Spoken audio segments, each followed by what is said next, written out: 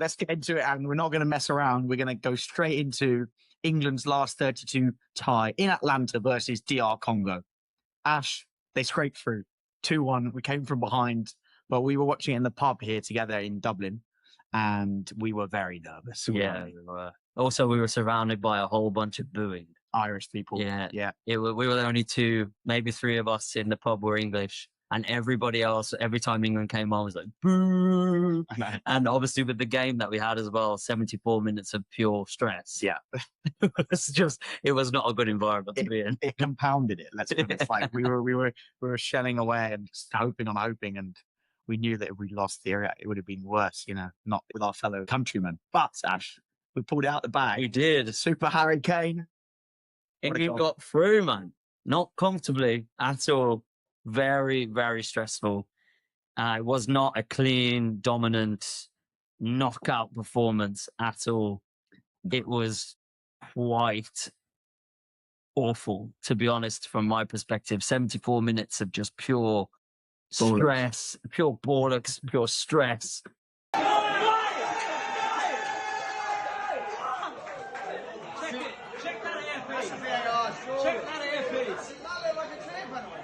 Simulation. What is this? Simulation. We were sat there. We've got some reaction videos that I'm sure we'll share throughout our segment here, but we were just kind of there like. But Sam, you missed the goal. Oh, I missed the second goal. The second goal. And you were celebrating on your own. Yeah. I was looking around like, where the fuck is the only person in the pub celebrating? And I was like, where the fuck is he? Just like, yeah.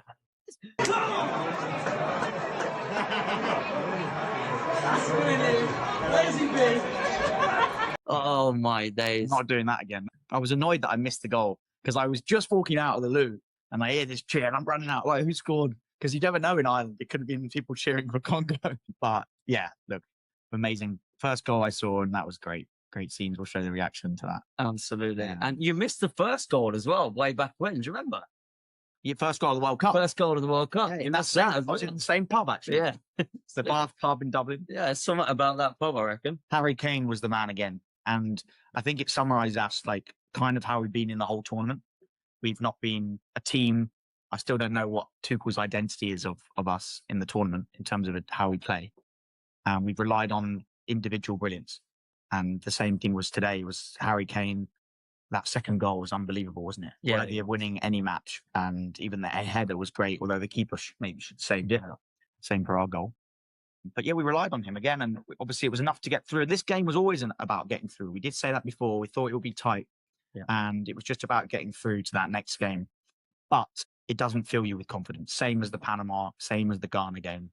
And he's not done much to rectify that. So again, balanced view, optimistic still, because we're still in, right? And we've got a winnable tie against Mexico. We're going to come on to that big challenge. Yeah.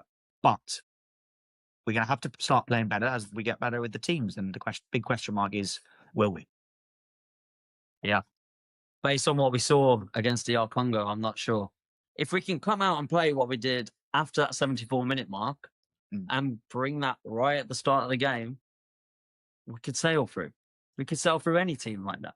But saving all of this energy and this excitement until the last 25 minutes, 15 minutes of the game, every time we play, because it's a running thing now.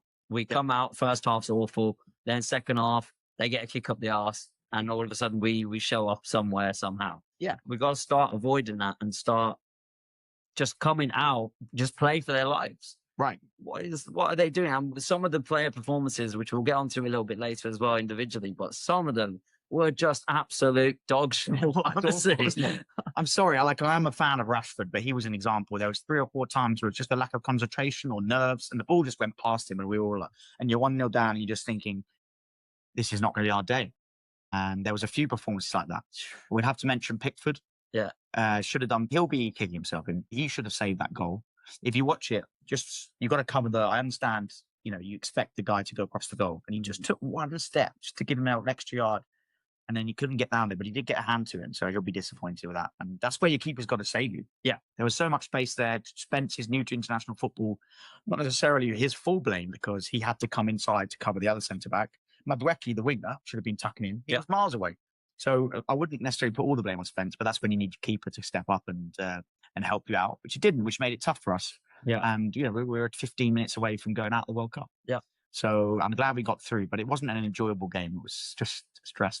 It was so stressful. And that's what we keep saying about we need the other players to step up. It can't just be Harry Kane and Bellingham every single game that makes something happen.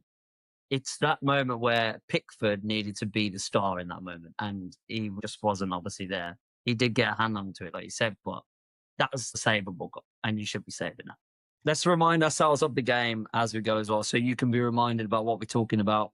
Although you probably don't want to be reminded, as I don't either. I'm looking at it. I'm just looking at the thumbnail here. And I'm like, for fuck's sake, this is fucking shit.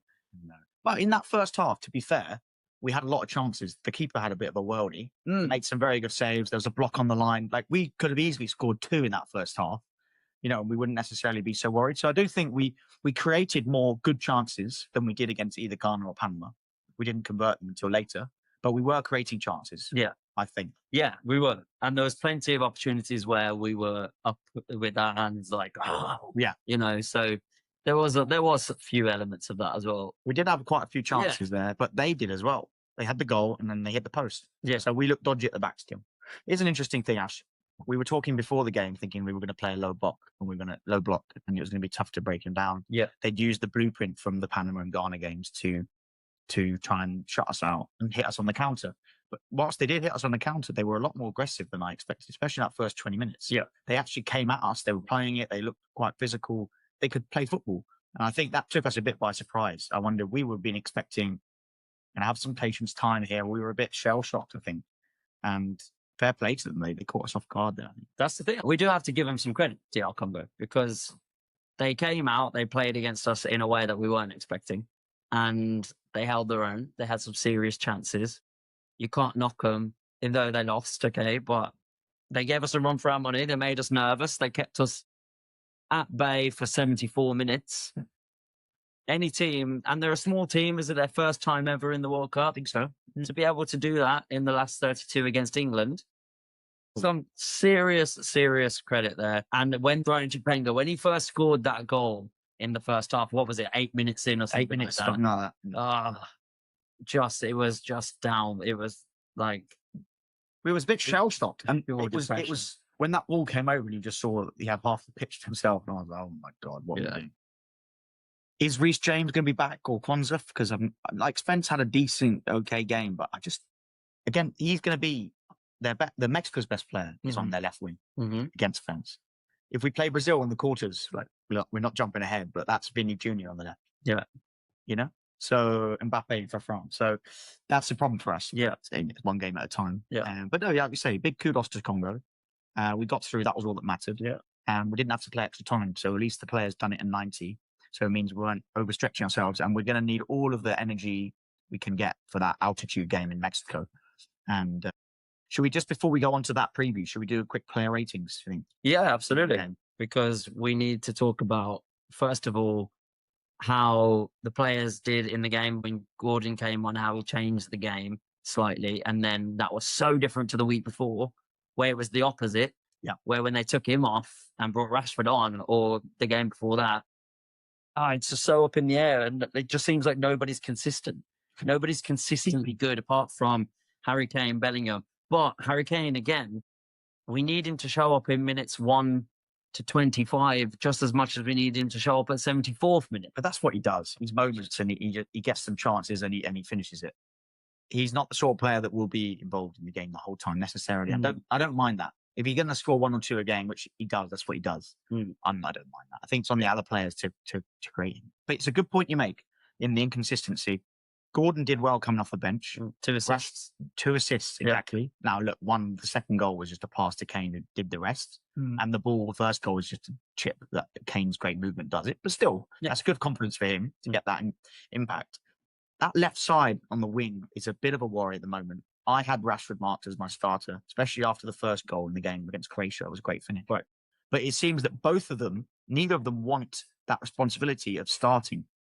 Now, I don't know if it's a case of both players are better off the bench and the pressure's off, because they seem to do better when they come off the bench. Or if it's a case of the team's tired, the opponent's tired, Right. the game's more stretched, and so there's more opportunity. It's probably a bit of both. So I think that's a little bit of a worry. And who does he pick in the next game now? Because does Rashford hold his spot? He looked a bit nervous. Gordon got 2 assists, so he's got a decision to make there. I'd probably still go with Rashford. Yeah. For me. Give him another run.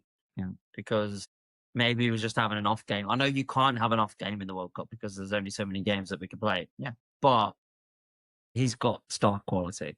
Yeah. As opposed to Gordon playing. He's in danger. Yeah, exactly.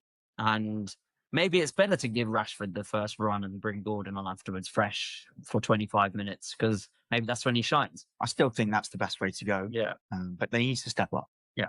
Rashford needs to step up. So